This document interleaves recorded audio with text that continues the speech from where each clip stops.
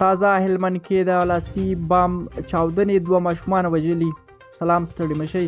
هلمند کې د طالبانو سیمه ییز چارواکي وایي د دغه ولایت په ګرشک ولسوالۍ کې له جګړې د پاتې شوي لاسي بم د چاودنې له امله 2 ماشومانو ژوند له لاسه ورکړی دی.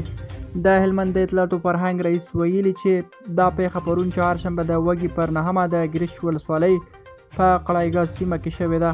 د چارواکو په وینا د 2 کلن او 6 کلن ورونه هغه مهال وژل شوي چې له یو لاسي بم سره یې لوبې کولې.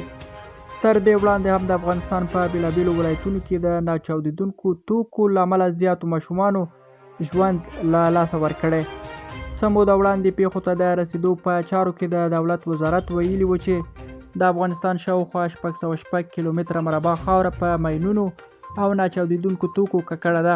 افغانستان کې له 40 کلنې جګړې را په دې خوا په ډېرو سیمو کې ناچاودېدونکي توکي شته چې وخت نا وخت د هېوادوالو ژوند اخلي. درنو لیدونکو له اورېدو مو مننه.